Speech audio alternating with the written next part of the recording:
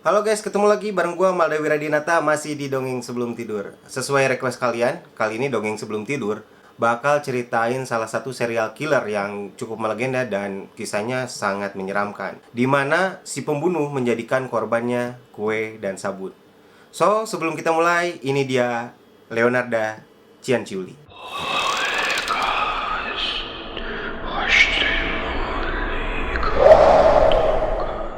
Leonarda Cianciulli lahir pada 18 April 1894 di Montella, Italia. Nah, si Leonarda ini adalah seorang anak yang lahir dari hasil pemerkosaan. Sang ibu yang bernama Emilia Di Novi dipaksa menikahi pemerkosanya yang bernama Mariano Cianciulli. Hal itu terjadi setelah berita kehamilan dari si Emilia Di Novi ini tersebar di kalangan masyarakat pada waktu itu. Saat kecil, si Leonarda ini dibesarkan di keluarga miskin. Hingga tak jarang, ia menjadi pelampiasan penyiksaan sang ibu. Karena seringnya disiksa, si Leonarda pun udah gak kuat nih sama kelakuan si ibu. Dan ia pernah melakukan percobaan bunuh diri sebanyak 2 kali. Hingga pada abad ke-20, ia kehilangan sang ayah. Dan kemudian si ibu menikah lagi. Saat Leonarda dewasa, dia pernah dipaksa untuk menikahi seorang lelaki kaya oleh ibunya.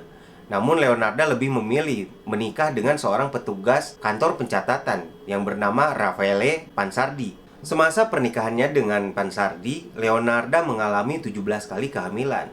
3 di antaranya mengalami keguguran, 10 anaknya mati di usia muda, dan 4 lagi bertahan sampai dewasa pada waktu itu. Karena masalah ekonomi, Leonarda sempat ditangkap pada tahun 1927 karena kasus penipuan dan ia pun harus masuk penjara. Setelah dibebaskan dari penjara, Leonarda dan Pansardi memutuskan untuk pindah ke Lasedonia. Nah, saat di Lasedonia ini, rumahnya pun hancur akibat gempa bumi yang melanda tahun 1930.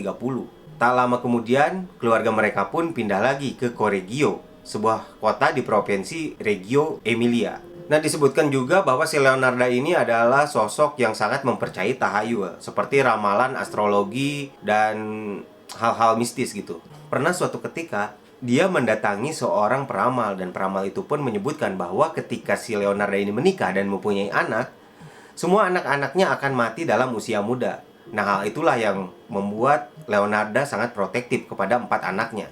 Sampai pada tahun 1939, saat Perang Dunia Kedua terjadi, saat itu Italia dipimpin oleh fasis Benito Mussolini.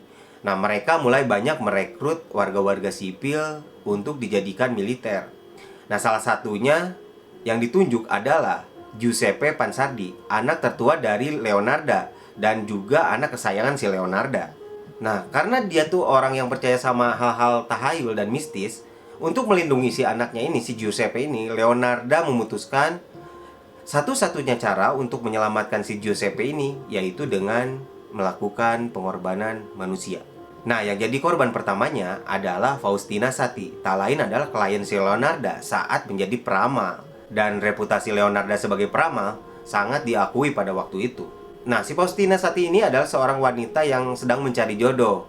Si Leonarda ini mengatakan kepada Faustina bahwa ada pasangan untuk si Faustina ini dan berada di Pola atau yang disebut sekarang Kroasia. Tetapi Leonarda menyuruh si Faustina ini untuk tutup mulut dan tidak bilang hal ini kepada siapapun. Saat si Faustina ini akan berangkat ke Pola, Faustina datang untuk berpamitan kepada Leonarda.